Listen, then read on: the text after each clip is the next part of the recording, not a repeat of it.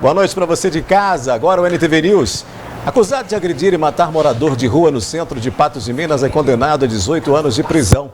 Motociclista morre em violento acidente na BR-365. No NTV News desta terça-feira você vai ver também. Caminhão que transportava cenouras tomba no trevo de Lagoa Formosa. Operação em Uberlândia mira no comércio ilegal de eletrônicos. O aumento de empregos com carteira assinada no acumulado de 2022 em Patos de Minas. Fórum Multiterritorial debate medidas relacionadas à segurança pública. Ambientalista alerta para os riscos de quedas de árvores no Mocambo. A gente fala sobre a Copa do Mundo. O Brasil tem mais um desfalque confirmado. Mais 4 seleções se classificam para as oitavas de final. A festa dos patenses que acompanham a Copa no Catar. Família de homem que sofreu aneurisma faz apelo para conseguir cirurgia. Entidade que acolhe pessoas com câncer alerta para a ação de golpistas em Patos de Minas. Estas e outras notícias agora no NTV News, que já está no ar.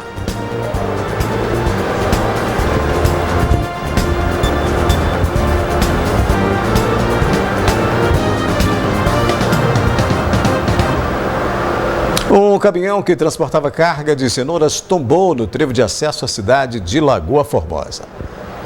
O acidente aconteceu na noite desta última segunda-feira, aqui na BR-352, na altura do quilômetro 195, em Lagoa Formosa. O motorista de 47 anos transportava cenouras em um caminhão e, ao passar aqui pelo local, derrapou o veículo devido ao fato do asfalto estar molhado, avançou a rotatória e, em seguida, tombou logo atrás. O motorista não se feriu e recusou atendimento médico. A Polícia Rodoviária Federal compareceu ao local para registrar a ocorrência e constatou que o motorista estava com a documentação em dia, tanto do veículo quanto a habilitação. Também foi constatado que o veículo e a carga possuem seguro, tanto que pela manhã desta terça-feira, moradores aqui de Lagoa Formosa e da Redondeza compareceram ao local e desde cedo estão levando a carga embora. Estão trazendo carros, caminhões e carretas para levar a carga que foi deixada aqui embora. Um violento acidente envolvendo carro e motocicleta foi registrado no final da manhã desta terça-feira no quilômetro 386 da BR-365 em Patos de Minas. De acordo com as informações da Polícia Rodoviária Federal, o Honda Civic invadiu a pista contrária e bateu de frente com a motocicleta após o estouro de um dos pneus do veículo. O motociclista de 54 anos morreu no local. O motorista do Civic, de 45 anos, foi socorrido pelo Corpo de Bombeiros e equipe médica do SAMU, sendo encaminhado ao atendimento médico no hospital regional. Ele sofreu corte no rosto e apresentava suspeita de fratura no braço direito e também hemorragia interna. Um homem foi detido no bairro Jardim Panorâmico por ameaçar um cliente que teria lhe repassado uma nota falsa de R$50. O incidente aconteceu neste último domingo num bar situado no bairro Jardim Panorâmico. Um homem de 31 anos foi até o local, alegando para a esposa do proprietário que no dia anterior ele teria recebido de troco uma nota falsa de R$50. Ele então exigiu a troca. E a moça, sem saber se de fato ele teria recebido ou não essa nota no local, decidiu realizar a troca. No dia seguinte, o esposo da moça, um homem de 54 anos, decidiu tirar satisfações com esse cliente e encontrou com ele para falar a respeito dessa situação. Com medo de alguma represália, esse cliente de 31 anos então acionou a Polícia Militar e levou esse homem de 54 anos para a delegacia para prestar esclarecimento. Uma operação conjunta da Receita Federal e da Polícia Militar mira no comércio ilegal de eletrônicos em Uberlândia. A ação deflagrada nesta terça-feira nas regiões central e oeste da cidade teve como foco o combate à venda ilegal de smartphones e cigarros eletrônicos. Em investigação do trabalho de inteligência da Receita Federal, após o cruzamento de dados, a suspeita é de que os celulares vendidos como novos são, na realidade, lixo eletrônico, originados do mercado de usados do país de origem. O esquema funcionaria assim: o consumidor estrangeiro faz o uso do celular e, após algum tempo, realiza a troca por um novo. O empresário estrangeiro, então, adicionaria uma nova embalagem e revenderia-os a outros países, como é o caso do Brasil. No Brasil, o comerciante vende o celular por um preço mais barato, mas sem informar que o produto não é novo. Com relação aos cigarros eletrônicos, a venda é proibida. Participaram dessa operação 23 servidores da Receita Federal e 22 policiais militares. Daqui a pouco, aqui no News, o aumento de empregos com carteira assinada no acumulado de 2022 em Patos de Minas. Fórum Multiterritorial debate medidas relacionadas à segurança pública e ambientalista alerta para os riscos de quedas de árvores no Parque do Mocambo. O Brasil criou quase 159.500 empregos com carteira assinada no mês de outubro, segundo divulgou nesta terça-feira o Ministério do Trabalho e da Previdência Social. Em Patos de Minas, comparando janeiro a outubro de 2022 com 2021, houve crescimento na geração formal de trabalho. No acumulado do ano, foram criadas mais de 2.320.000 vagas com carteira assinada no Brasil. Número menor que as vagas geradas entre janeiro e outubro de 2021, com 2.750.000 empregos. O resultado de outubro desse ano, quase 159.500 empregos com carteira assinada, também é menor que outubro de 2021 no Brasil, com 252.500 vagas formais. Em Minas Gerais, no mês passado, foram criadas quase 8.500 vagas e no acumulado do ano somam quase 219.800. Em Patos de Minas, o saldo de empregos em outubro de 2022 ficou positivo, com 339 empregos com carteira assinada, queda em relação a outubro de 2021, com 424 vagas geradas.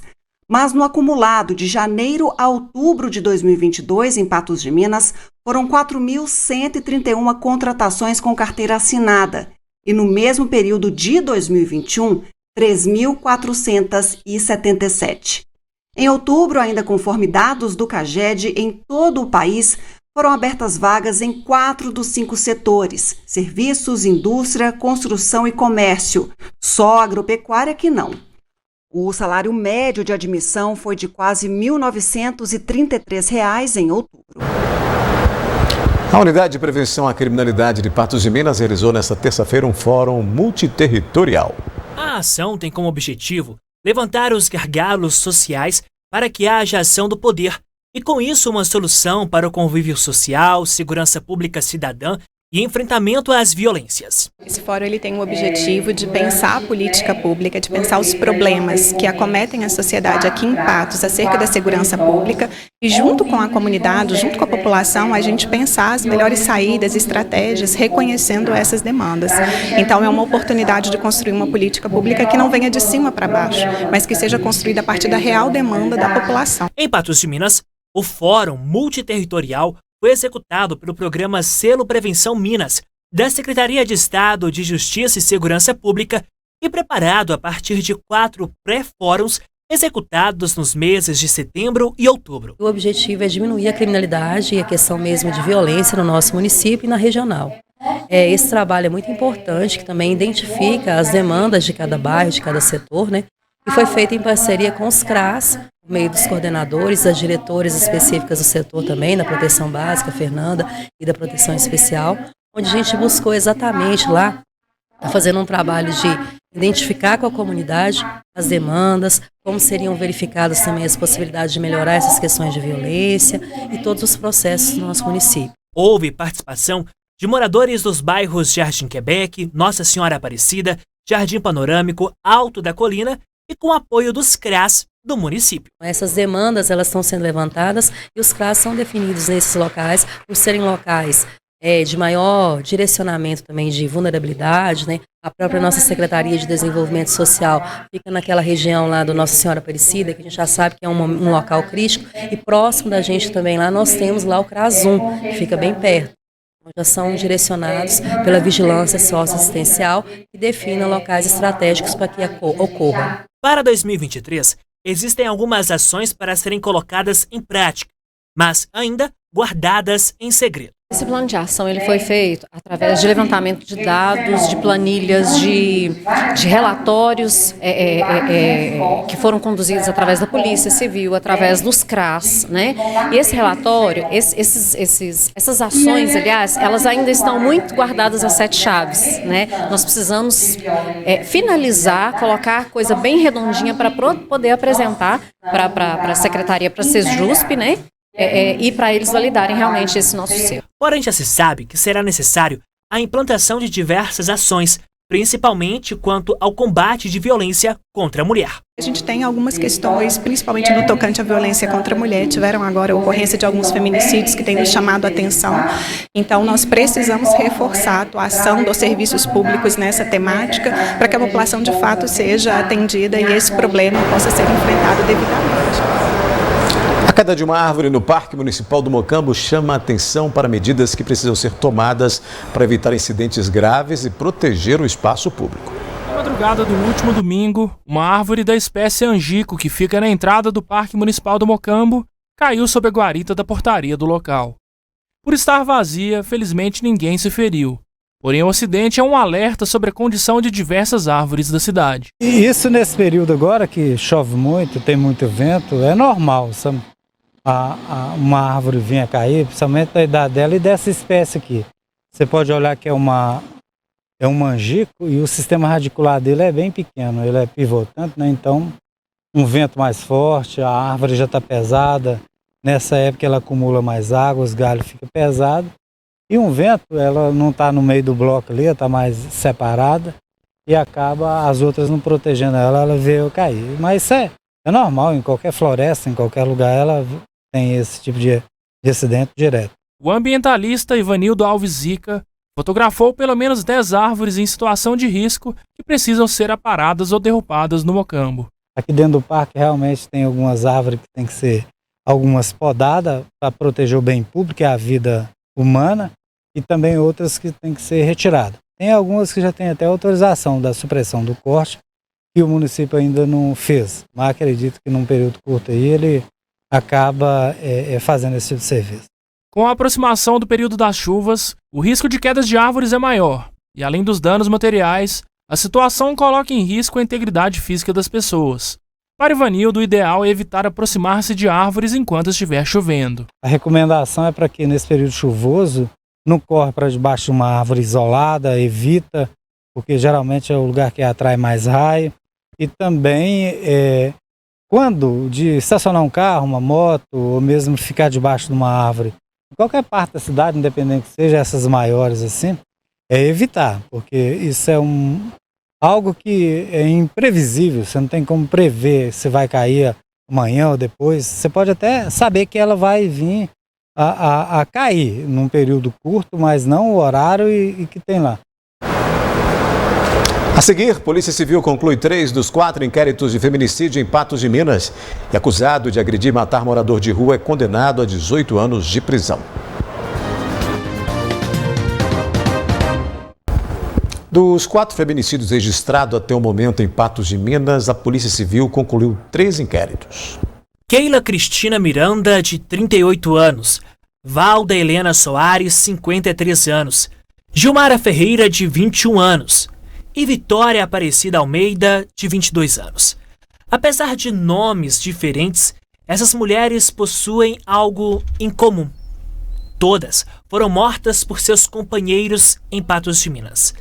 Dos 4 feminicídios, 3 tiveram inquérito concluídos e encaminhados para o Ministério Público. Todos o do primeiro semestre, os 2 últimos, o segundo e o terceiro, que foi um em agosto e em outubro, todos os procedimentos já foram concluídos, com laudos, com oitivas e encaminhados já à Justiça. O titular do procedimento, da ação agora, é o Ministério Público. O último feminicídio, que teve como vítima a Vitória, assassinada por Victor Douglas Gonçalves Silva, aconteceu na rua Roraima, no bairro Vila Rosa. Ele ainda está em fase final para a conclusão. O último, que foi o caso que ele matou a vítima e depois suicidou, ele ainda está em fase final, a gente está acabando de concluir ele para estar remetendo também. A gente precisa ouvir umas testemunhas, o laudo do local, a necrópsia dos 2 envolvidos, mas são poucos detalhes. Em todos os casos, a sensação dos criminosos era de posse sobre as vítimas e o perfil do relacionamento tóxico. O que a gente pode perceber que os crimes ocorridos contra a mulher, ele envolve muito aquela sensação de posse, de que a mulher ela é uma propriedade, ela não tem direito próprio. A grande maioria, as mulheres já tinham manifestado a vontade de se separar do agressor, em alguns casos até já havia rompido o relacionamento, e aí envolve ciúme, posse, ela vai ser minha e de mais ninguém, eu ainda quero estar com ela, independente da vontade que ela tenha. Então, o que a gente percebe é isso, essa sensação de posse, de domínio, de que a mulher não tem as vontades próprias. controle, afastar da família, afastar dos amigos, querer controlar no trabalho, as roupas que vestem, as pessoas que se envolvem. Então, tudo isso, um ciúme obsessivo, exagerado, e esse domínio que a gente, quando você vai estudar relacionamentos abusivos, estão presentes essas características. Tem sinais, tem um sinal do controle, o sinal de que, começa a se afastar, se isolar. Eu controlo seus passos, eu controlo as suas atitudes, eu não quero que você conviva com sua família, porque pessoas fora do relacionamento estão vendo que aquilo ali está abusivo, que aquilo ali não é um relacionamento saudável, e eu começo a dar palpite. Aí eu me isolo, eu isolo essa vítima para ela não ter contato com essas pessoas que poderiam estar alertando que o final não vai ser bom para ela. Vamos prestar atenção mais nos nossos relacionamentos, buscar relacionamentos mais leves, mais felizes e com muito respeito. Acho que o principal no relacionamento é o respeito. Foi levado a julgamento nesta terça-feira Elcio Marcos da Silva, acusado de agredir e matar José Francisco da Silva. O crime violento aconteceu no mês de março deste ano no centro de Patos de Minas. Era por volta de 00h39, no cruzamento da Rua Major Gotti com a Rua General Osório, no bairro Centro, em Patos de Minas. O acusado, que foi preso ainda na cena do crime, o Elcio Marcos da Silva, desferiu diversos golpes contra a cabeça da vítima, o José Francisco da Silva. Tudo começou após uma discussão e um tapa no rosto da vítima, que logo em seguida levou um chute no rosto. O acusado pisou em sua cabeça por 21 vezes. No dia, a vítima, de 73 anos de idade, chegou a ser socorrida em estado gravíssimo para o hospital regional, mas faleceu em decorrência das lesões. Chegando ao local, as guarnições depararam com esse infrator pisoteando a cabeça dessa vítima, que já estava totalmente indefesa ao solo. Imediatamente ele foi abordado, cessou a agressão, tentou evadir das guarnições, sendo determinado a ele que parasse. Ele continuou recalcitrante, foi necessário imobilizá-lo, fazer uso das algemas e efetuar a prisão. Constata-se que não houve nenhuma agressão, pelo que as nossas câmeras captaram, por parte dessa vítima, o que leva a crer que foi um desentendimento fútil, eventualmente por causa de álcool. Ambos estavam realmente fazendo uso de álcool, que culminou com esse desfecho. O réu disse que teria bebido e, na sequência, dado início às agressões. Ele alega que estava alcoolizado e não se lembra do que teria acontecido. Ele estava vivendo situação de rua, então a gente até acredita nisso, porque na delegacia ele não disse nada, também em juízo ele deu declarações, mas pouco compreensíveis, então não, assim, um pouco deslocadas da realidade dos fatos. Talvez ele realmente não se recordasse do que aconteceu no dia. Pelo comportamento dele logo depois, porque uma testemunha estava passando de carro e gritou com ele, para com isso, senão você pode matar o rapaz. E aí ele respondeu aquilo e saiu andando, tentando sair do local. E a polícia militar chegou logo em seguida também e não constatou nele nenhum sinal de surto psicótico. Mas, claro, a defesa não descarta qualquer possibilidade, até pelo tipo de vida que ele estava levando, situação de rua, alcoolismo extremo, tanto um quanto o outro. A vítima também estava nessa situação. De acordo com a denúncia do Ministério Público, o homem teria praticado o crime por motivo fútil, meio cruel e sob recurso que dificultou a defesa da vítima. Mas houve pedido para recusa de algumas qualificadoras. A defesa trabalhou no sentido de refutar as qualificadoras, porque foram 3. Uma delas, a própria acusação, pede para desconsiderar, pede o Conselho de Sentença para desconsiderar, que é o meio cruel. Pelo fato da filmagem, a própria gravação, dá conta de que a vítima recebeu um tapa e um chute no rosto, que já caiu sem reação. Então, as agressões posteriores não teriam capacidade de causar nela um sofrimento desnecessário, que seria elementar dessa qualificadora do meio cruel. A defesa também refutou o motivo fútil, já que eles estavam discutindo, não dá para saber qual o teor dessa discussão, já que ninguém ouviu, apenas foi visto pelo sistema de vigilância, e também o recurso dificultou a defesa da vítima, já que a vítima, ao sentido da defesa, também teve possibilidade de reação, tanto pelo fato de estar numa via de movimento considerável, ele estava na Major Gótica, até não houve interferência de uma testemunha que passou de carro no momento, e também pelo fato de ter vigilância da Polícia Militar através do sistema de olho vivo. Isso já é uma possibilidade de reação da vítima no sentido da defesa, e também no meio da discussão a vítima poderia ter reagido. Claro, ela não reagiu de modo suficiente a evitar o resultado que ocorreu, mas chance de reação ela teve. Pois é, Elcio Marcos da Silva foi condenado a 18 anos de prisão com regime inicial fechado. Depois do intervalo tem análise da notícia, a gente vai falar sobre Copa do Mundo. O Brasil tem mais um desfalque confirmado. Mais 4 seleções se classificam para as oitavas de final. E a festa dos patentes que acompanham a Copa no Catar.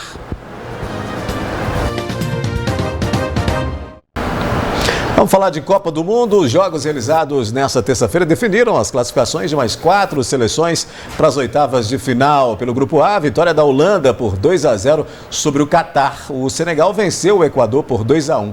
Portanto, se classificam para a próxima fase Holanda e Senegal. Pelo Grupo B, os Estados Unidos venceram o Irã por 1-0 e a Inglaterra derrotou o País de Gales por 3-0. Ou seja, os 2 vencedores de hoje estão aí classificados para a fase seguinte da Copa, com a Inglaterra liderando o grupo e em segundo a seleção norte-americana.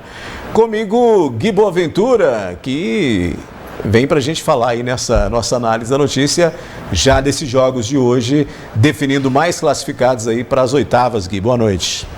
Boa noite para você, Daí, boa noite ao nosso telespectador. Eu acho que a Copa está indo como devia mesmo, né? Como esperado, né? Nós já temos aí os primeiros classificados, estou tentando colocar aqui só para eu não esquecer, mas você se lembra bem dos resultados, mas está aqui. Para colocar essa tabela aqui para a gente não errar, né? Esse aí é o do Grupo A, classificou Holanda e Senegal. A classificação da Holanda não era nenhuma zebra, né? Nenhuma zebra. A classificação do Senegal, ganhando hoje do Equador por 2-1, é que é um susto, né? Porque é uma seleção africana que bate bem, porque jogou melhor hoje do que a seleção do Equador, que foi, Daí, na minha opinião, da América ou das Américas, a pior seleção a se apresentar lá na Copa do Mundo. E o Catar não disse a que veio, né? Nem poderia dizer a que veio, porque está aí a tabela, a classificação desse Grupo A. Eu só acho que vão fornecer dois bons adversários para o Grupo B. Sim. Né? Porque nós temos aqui no Grupo B o resultado da Holanda, que venceu. A Holanda venceu, esse aqui é o resultado do Grupo A. No Grupo B. Está na tela ali. Olha. O Irã venceu os Estados Unidos, os Estados Unidos venceu o Irã por 1-0. Difícil, hein? Num jogo difícil, num jogo em que o Irã deu trabalho. No final do jogo, já nos descontos, quase que foi marcado um pênalti. Teve um lance lá que a bola foi chutada para fora, aquele centroavante número 9 lá bateu a bola para fora, ela pegou rente à rede do lado de fora, que era lance de gol, e os Estados Unidos, ele se classificou pelo beicinho de uma pulga. Para a Copa do Mundo, você falando mercadologicamente para a Copa do Mundo, foi melhor os Estados Unidos classificar. Sim. Né? Mas eu acho que hoje o Irã merecia a classificação. E a Inglaterra deu apresentou aí um placar que até no final do jogo, não justificou, né? A Inglaterra não jogou tanto assim para vencer de 3-0 o País de Gales. Foi um jogo difícil para a Inglaterra. O País de Gales marcou muito, marcou principalmente no meio de campo, mostrou algumas fraquezas desse time da Inglaterra, que começou assustando todo mundo, e a grande promessa, e não é bem assim, não. Precisa de jogar muito mais futebol para ganhar de times como a Alemanha, como a Espanha, como a Argentina, né, como o Brasil, por exemplo. Então, a Copa do Mundo, até agora, demonstrou aí o único resultado que me deixou assim mais espantado foi o resultado do Senegal, a classificação do Senegal. Mas bom que um país como o Senegal se classifica para a Copa do Mundo, desmistificando isso aí. Nós precisamos de mais países africanos, mais países orientais se classificando aí para a fase de mata-mata, né, para a partir das oitavas de final na Copa do Mundo, para dar uma motivação maior do futebol no mundo. Mas agora a cobra vai fumar daqui para frente, viu? Vai fumar, né? E amanhã, Gui, nós temos um grupo, que é o grupo C, onde nada está definido, porque você tem a Polônia com 4 pontos, a Argentina com 3 pontos, nós temos também o México com 1 ponto, e aí a Arábia Saudita com 3 também, pontos, e o México com 1 ponto, ou seja, está tudo muito em aberto. Ó, Argentina, Arábia Saudita e México, todos 3 têm a possibilidade de classificação. Exatamente. A Argentina joga contra a Polônia, um jogo difícil para a Argentina, sim, muito difícil, né? A Polônia quer assegurar a classificação em primeiro lugar, é bom para ela, né? Agora, a Arábia Saudita enfrenta o México, isso aí é uma incógnita, isso é um ponto de interrogação. Pode ganhar aqui, se ganhar a Arábia Saudita, ela vai para 4 pontos. Sim. Se a Argentina perder, classifica a Arábia Saudita e Polônia nesse grupo aqui. Se o México ganhar, a Arábia Saudita vai para 6 pontos. 6 pontos. Né? Aí classifica de qualquer jeito. Né? O México, se ganhar da Arábia Saudita, vai para 4 pontos. Perdendo a Argentina, classifica o México. Então a Argentina tem que ganhar da Polônia para conseguir aí garantir a sua classificação. Não pode nem pensar em empatar, porque se ele empatar, ele corre o risco de perder a classificação para a Arábia Saudita, que é muito feio, já perdeu o jogo para a Arábia Saudita, já está de bom tamanho, né? Adversário direto. Né? E nós temos já o grupo D, né, que é os jogos do grupo C, jogam com os vencedores, né, os classificados jogam com os classificados do grupo D.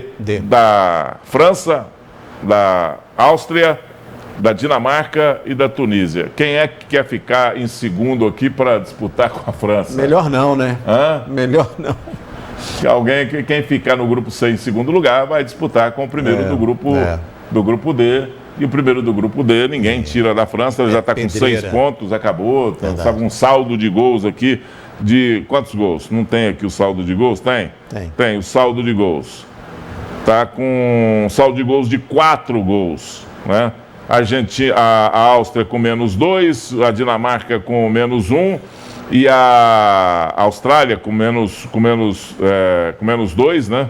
A Dinamarca com -1 e a Tunísia com -1. Então, tá, no mínimo ela tem 5 gols na frente aí de qualquer um deles. Sem chance, né? Então, começa agora a classificação dos times que realmente têm, tirando desse A e B, que é quem tem condição é a Inglaterra, né? Agora começam os grupos que vão definir classificação de Argentina, classificação da França, classificação da Inglaterra. Da Inglaterra. A Inglaterra está classificada, né? Da Polônia, sim, também não é um time bobo.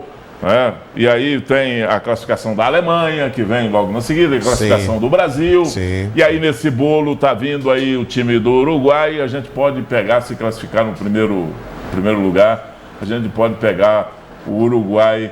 Eu não gosto de pegar o Uruguai numa Copa do Mundo, sempre foi jogo duro para o Brasil. Pedra no sapato. Em qualquer situação, o Uruguai sempre foi jogo duro para o Brasil. Amistoso é jogo duro, jogo na Copa é jogo duro. Tivemos alguns jogos aí que o Brasil não quer nem lembrar, o Maracanaço. Porque é um clássico, né? E o clássico. E clássico é como no amor, né? Ganha quem souber aproveitar melhor os detalhes. Muito bem. Pois é, o departamento médico também tranquilizou os torcedores sobre os casos de sintomas de gripe entre os jogadores Antony, Alisson, Lucas Paquetá e Neymar, né, que está lesionado, mas apresentou também febre. A mudança no clima pode ter sido a causa dos desconfortos, mas sem prejuízo a esses jogadores. Gui Boaventura, nós temos então mais um desfalque confirmado para a seleção. Pois é, eu fico preocupado agora só com o Banco do Brasil, né? Mas tem ali o Militão que na minha opinião, eu acho que na visão cá de fora, o Tite que está lá dentro e ele quem escala, ele entra com o Daniel e entra com o Alex Telles, que é o reserva, são os reservas naturais. Acho, e vou profetizar uma coisa aqui, acho que o Alex Telles entra no jogo e não sai mais da seleção. Porque ele é um jogador que joga de uma maneira diferente, ele vai um pouco mais na frente, ele é menos marcador do que o Alexandro, mas é um jogador que apoia mais, que sabe apoiar, que sabe ir na frente, que sabe ir no fundo e cruzar uma bola. E o Brasil precisa disso, nós não tivemos bola cruzada pelo Brasil, né? E ele precisa de alguém que chegue ali na frente para pelo menos fazer 1-2 com o Vinícius Júnior. Né? Agora, em relação ao Neymar, eu acho que é difícil o Neymar voltar agora, voltar nas oitavas. Se o Neymar estiver pronto, vai ser lá pela semifinal, se o Brasil passar, e final do campeonato, final da Copa do Mundo. Oportunidade agora de colocar esses jogadores. Ainda bem que tudo isso está acontecendo num momento de muita tranquilidade para a seleção do Brasil. O Brasil já está classificado. É preciso definir apenas o primeiro lugar. O Brasil precisa classificar em primeiro lugar para não pegar o primeiro da chave H, não é isso? Sim. Então ele deve pegar a Argentina, né, e não pegar a Alemanha logo de cara. Né? Então, pegar o Uruguai, né? Ele deve pegar o Uruguai. Então, o Brasil precisa de apenas um empate, e tem tranquilidade para fazer isso aí. O Tite tem tranquilidade para mexer na sua equipe e acho que ele tem peças suficientes para mexer e mudar, inclusive, o jeito de jogar do time brasileiro. Ele precisa colocar em campo o Everton Ribeiro, ele precisa colocar em campo o Pedro para jogar, ele precisa deixar o Bruno jogando por mais tempo. Acho que ele dificilmente sai, acho que ele é um jogador que demonstrou ser um pouco mais equilibrado e um pouco mais completo do que o Fred, menos marcador do que o Fred, mas é um jogador que tem marca também, sabe marcar, sabe jogar ali, joga de médio volante 1, joga de médio volante 2, e é um jogador que sai mais, arma mais, faz bons lançamentos. Ele fez um lançamento no jogo onde ele estava, que ele virou uma bola para não sei quem estava na ponta direita, virou uma bola do meio para a ponta direita, na medida certinho, fez um bom lançamento. Então, o Brasil precisa testar esses jogadores. O Brasil precisa saber, a seleção, o Tite precisa saber se o Daniel é confiável para jogar pelo menos um tempo. Né? Então é preciso colocá-lo para jogar. O Brasil está muito bem na zaga, o Brasil tem uma dupla de zaga muito boa, tem um médio volante impecável, né? Que inclusive médio volante impecável, bom de marcador, líder dentro de campo e agora virou artilheiro, né? O Casimiro. Sim. Então o Brasil acho que não tem assim. O Brasil precisa de um esquema de jogo. O Brasil não pode jogar sem peças para mexer, peças para fazer o time jogar, peças para ganhar jogo, o Tite tem. Ele precisa só dar um padrão de jogo para esse time. Fazer a seleção, de seleção virar um time. Porque se não jogar como um time, aí nós vamos vir embora mais cedo. Né? Ninguém quer isso, a gente não torce para isso de maneira nenhuma, mas o Brasil precisa de jogar e ganhar jogos. E para jogar e ganhar jogos, tem que ter um time, não é só uma seleção. Até porque com uma linha de ataque como é que o Brasil tem, é preciso que essa bola chegue com qualidade e que tenha alguém que pense, né, nisso. Que pare ali a bola, pense e coloque, né, nos devidos lugares para que chegue, por exemplo, ao Richarlison, que pouco pegou na bola e quando pegou foi com maior dificuldade. Então a gente precisa desse esquema de jogo para que favoreça esse ataque também, com 3 jogadores de frente ali que chegam na velocidade e que chegam firme, né? Pois é. E aí eu te pergunto o seguinte, o Brasil tem lá no ataque tem jogando como titular Rafinha, Richarlison e Vinícius Júnior, mas tem no banco Antony, tem Pedro e Gabriel Jesus ainda para o comando de ataque, e tem Rodrigo que pode jogar pelo lado esquerdo também. O que mais você quer? Então, peças para ter um time ofensivo. Não faltam peças. Peças para fazer gol, peças para ganhar jogo. O Brasil tem. Basta ter um esquema, fazer um esquema como tem, por exemplo, o time da Alemanha, tem um esquema tático, né? Tem um jeito de jogar. Como o time da Inglaterra tem um jeito de jogar e como a França está dando um show na maneira de jogar e na variação dos seus esquemas com a mudança que o técnico tem. Como a Espanha também tem demonstrado isso, tem um esquema pronto de jogo e tem jogadores que entram muito bem, entram e tocam esse esquema sem mudar o esquema muitas vezes. O técnico Luiz Antônio toca esse time assim, maravilhosamente bem, toca o time da Espanha, fazendo o time jogar com as peças que tem no banco no time titular. É o caso também de Portugal, né? Tem fazendo isso. O time de Portugal só tem um jeito de jogar, né? Ele só tem um jeito de jogar. Tem um esquema definido, né? Ele tem um jeito definido. Com ou sem Cristiano Ronaldo. Vai para cima, né? Muitos brasileiros invadiram o Catar para assistir a Copa do Mundo e torcer pelo Hexa. 2 irmãos de Patos de Minas estão lá e levaram na bagagem um símbolo patense.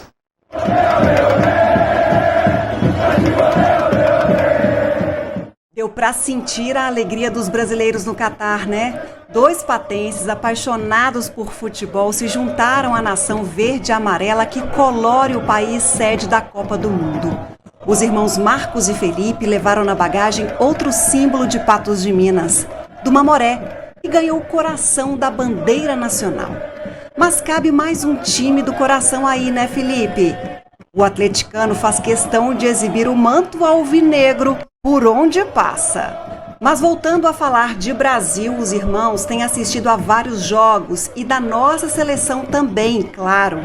Vibraram muito com a vitória brasileira sobre a Suíça e comemoraram junto com os jogadores.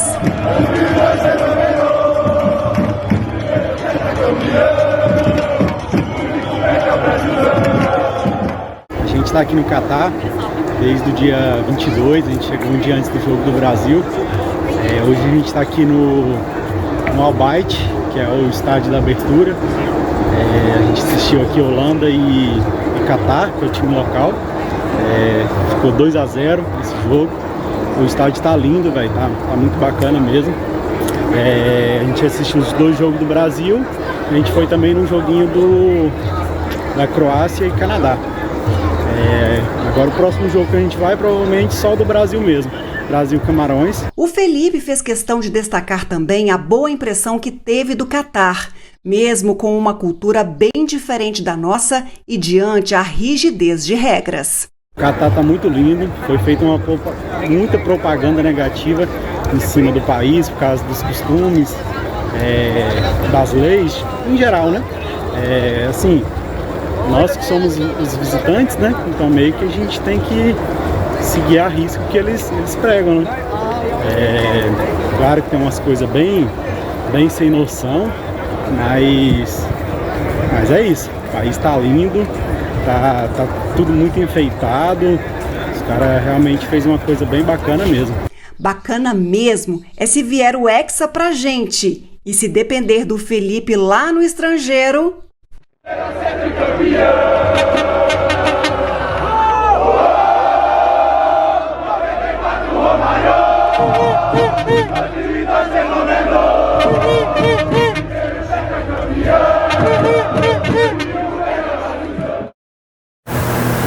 Festa bonita. Você queria corrigir uma informação? Eu falei do técnico da Espanha, né? Chamei o técnico da Espanha de Luiz Antônio, Luiz Henrique. Luiz Henrique. Grande jogador, jogou na seleção espanhola há muito tempo, um cracaço de bola, né? E está sendo craque agora também no comando da seleção. Vem fazendo um bom trabalho. Luiz Henrique. Vamos fazer um rápido intervalo, já a gente volta mostrando que a família de um homem que sofreu aneurisma faz apelo para conseguir cirurgia.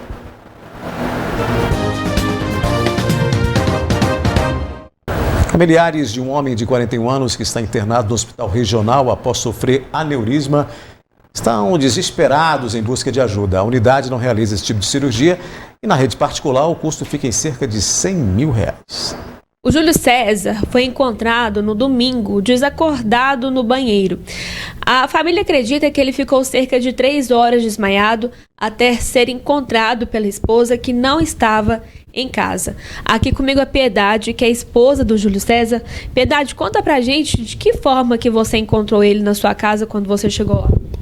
Deixa eu te falar, eu tava pra rua, de manhã, na hora que eu saía, levantou, tirou o carro dele, eu tirei o meu, saí. Quando ele pegou e entrou e voltou para dormir, que eu saí, era 8h15 da manhã de casa.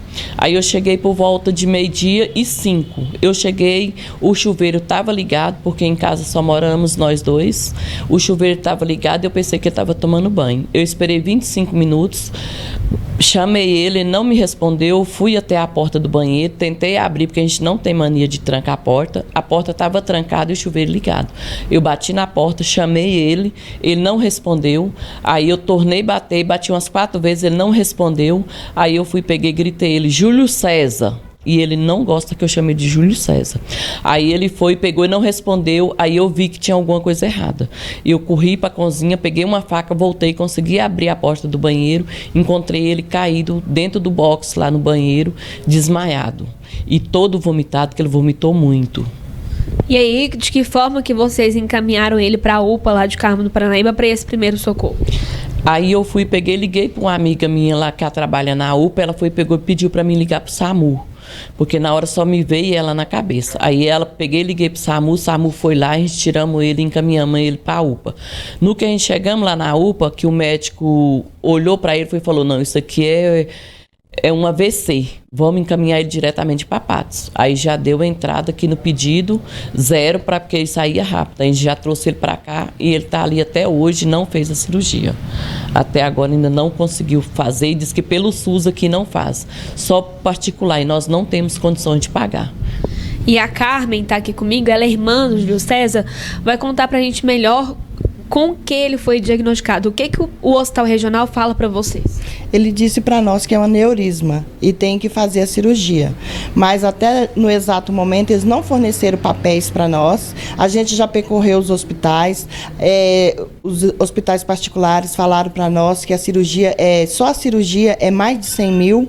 A gente não tem condições. Aí a gente está apelando, pedindo à população que nos ajude da forma que eles puderem. Toda ajuda é muito bem-vinda, porque nós não temos condições e a gente temos que fazer essa cirurgia. Aí a gente está pedindo mesmo encarecida à população inteira, quem puder nos ajudar, nós vamos agradecer imensamente mesmo a ajuda. Olha, enquanto elas aguardam esses documentos do Hospital Regional, eles estão fazendo essa vaquinha para tentar, de alguma forma, socorrer o Júlio César, que precisa desse atendimento, dessa cirurgia, o mais rápido. Mas você disse também que procurou o Ministério Público. O que eles falaram? Sim, eu procurei o Ministério Público, o doutor Hamilton. Ele me disse que precisa dos papéis, aonde que vai diagnosticar que a cirurgia dele é de urgência. E aí a gente viemos no hospital ontem, pedimos. Ao chegar lá, eles falaram para nós que o médico vinha conversar. Quando chegou o enfermeiro e disse que tinha arrumado uma vaga para ele no CTI. Aí eu fui embora e deixei a minha irmã, porque eu tinha que trabalhar.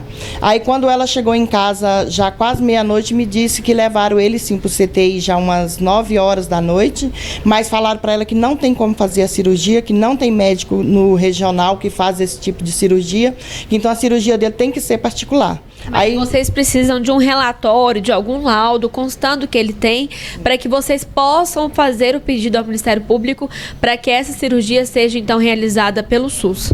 Isso, nós precisamos. Aí hoje eu vim conversar com a assistente social, a gente trouxe um papel para ela ia ter uma reunião com ele no bloco cirúrgico e nós imploramos para ela para que ela levasse para que o médico preenchesse. Só que até no exato momento nós não temos nada em mão. Ela não voltou até agora para poder nos falar. Então, se você pode ajudar de alguma forma, a gente vai deixar aqui os contatos para você fazer seu Pix, ligar para maiores informações e vamos também em busca dessas informações junto à FHEMIG, ao Hospital Regional, para entender por que esses relatórios ainda não foram dados para a família que precisa desses papéis para buscar pedir esse pedido também no Ministério Público.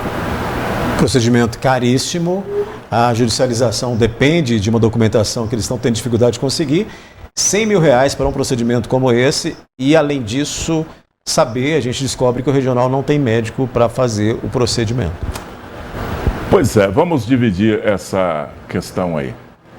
Primeiro, essa cirurgia é uma cirurgia caríssima e, apesar da solidariedade do povo de Patos de Minas da região, é uma cifra alta para você conseguir isso aí através de uma campanha. Consegue, mas vai demorar um pouco. Em relação à documentação, veja bem, é preciso entrar na justiça para conseguir o tratamento que você tem direito. Você é um pagador de impostos, esse cidadão, essa família, ali só tem pagadores de impostos e que tem o direito desse cidadão ser tratado pelo SUS, do tratamento dele ser pago pelo SUS.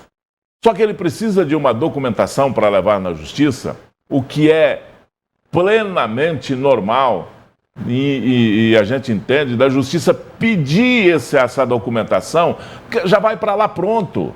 Agora, será possível que essa família vai ter que entrar na justiça para os hospitais, para o Serviço Público de Saúde, disponibilizar uma documentação que é do paciente, não é de mais ninguém, é do paciente, é uma documentação que ele tem direito e só ele e a família têm acesso a essa documentação. Isso não é do hospital, isso não é do médico, isso não é do enfermeiro, isso é do paciente, essa documentação, o protocolo do paciente.